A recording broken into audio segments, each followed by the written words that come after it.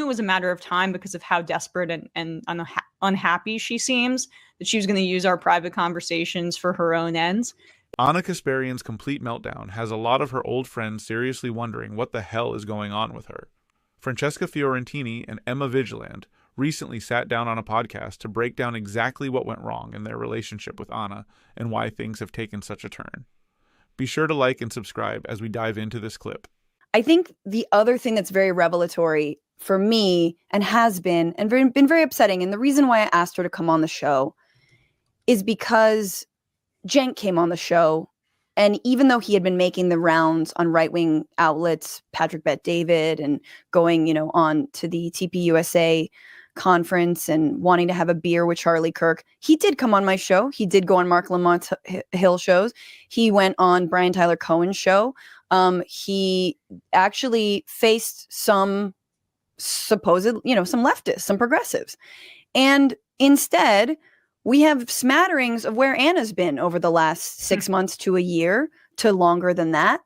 She's been making the rounds on right-wing news with, obviously, these are obviously thumbnails. So I'm not saying this is exactly what she said, but she does make the argument that the left is the biggest problem and that they are the ones who've made her leave the left. What I got wrong with Glenn Beck, how the left is alienating its own people with Chris Williamson, who's sort of, again, standard YouTube, mass account. Why I left the left with some, what did that health influencer Jillian lady? Obviously, got to go on Piers Morgan. Dems made a deal with the devil. Anna Kasparian slams her old party. Anna on why she's calling out the lack of self-reflection by the Dem side of the left with Megyn Kelly. I don't have a problem with calling out the lack of self-reflection from the left. I don't have a problem with talking about purity politics. I don't have a problem with talking even about some of the issues that, again, she thinks. The wildest part of all this? Anna had Glenn Beck on her little right-wing media tour just to rant about the left. These people aren't even trying to hide the grift anymore. She knows exactly why these shows are having her on, and it's not because they suddenly think she's brilliant. It's because she's trashing liberals, and that's all they care about. Are, intractable, like, again, crime stats being up when they're actually not. Homelessness, it's like, well, what do we do? All these Dems are just getting their hands in the pile of homelessness services. And that's why, I am for homelessness services, but these Democrats, that's why I'm voting for Rick Caruso. I'm telling you, it's okay to have these conversations, but where you are having them shows a lot about not just your ideology, but your willingness to sell your former colleagues down the river and the broader movement as a whole because they're using you. They're using you. And are you cool with being used like that?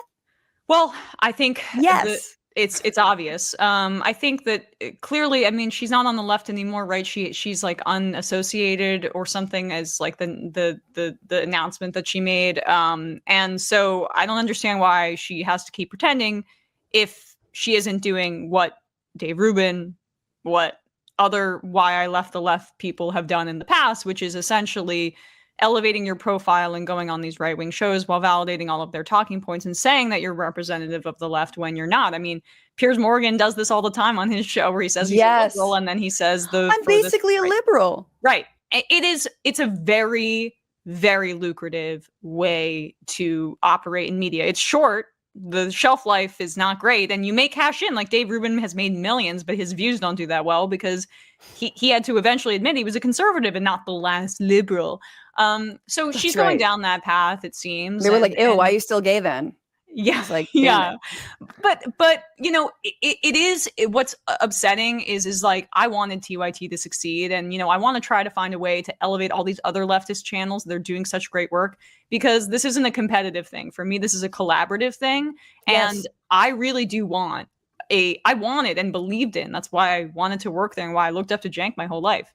The idea of a left-wing network that would have the reach that how many million subscribers they have. That would provide. That's something that I was really excited about, but I think they really lost their way. They tried to expand way too quickly. They took all that investment money. They hired a bunch of people. They tried to do entertainment shows and everything. And then it was like all these rounds of layoffs. I'm in New York, I'm on the road, I'm hearing, oh, they're not treating their staff that great. Oh, is there a unionization effort that's happening that they're trying to tamp down? Wait, why did X person get fired when that person was leading the unionization effort? Right. I'm hearing about these closed door meetings that they have where there are lawyers that are kind of intimidating folks. And that was around the time when I'd heard about this that I made the decision to leave the show, because it seemed to me that like there were some overstretched finances and also a lack of like real belief in a left-wing project. And what the Young Turks are doing is exactly why the left struggles to build the kind of massive messaging machine that the right has completely mastered. Like, even if you don't see eye to eye with everyone, you'd think the goal would be to collaborate and find common ground instead of just tearing down people who, for the most part, actually agree with you. But nope. Instead of strengthening the movement, they're just feeding into the division. Meanwhile, the right has been locked in and unified, which is exactly why they dominate politically. I learned really to trust my gut in that way. But I do just want to say one thing about that as well, is like, Anna also implied in that tweet that because that we would be the reason that they would have to lay off employees, and that's why they took that Polymarket sponsorship, because other people have been critical of them. I'm just like truly in awe of the inability to self-reflect or take a step back from one's own ego to say that it's everyone else around them that's the problem. Everybody else is just trying to make money off of them. Everybody else is grifting. It's not us. We don't have to look internally about our own decisions and life choices and our own like extreme anger that's off-putting in and of itself.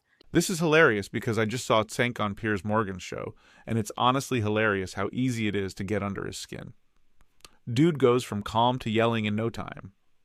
How are you going to be that emotional over something you clearly know you're wrong about?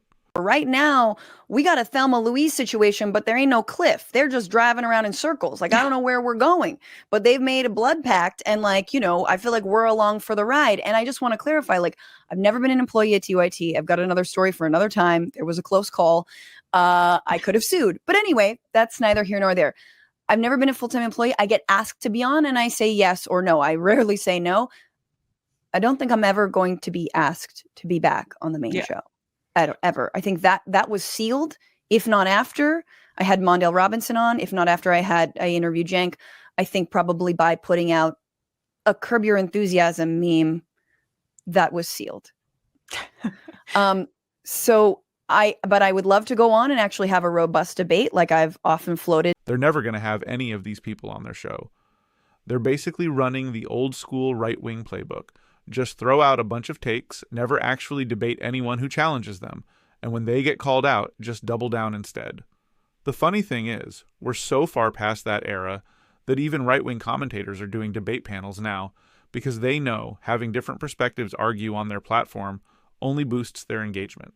Meanwhile, the Young Turks don't actually want real debate on their show.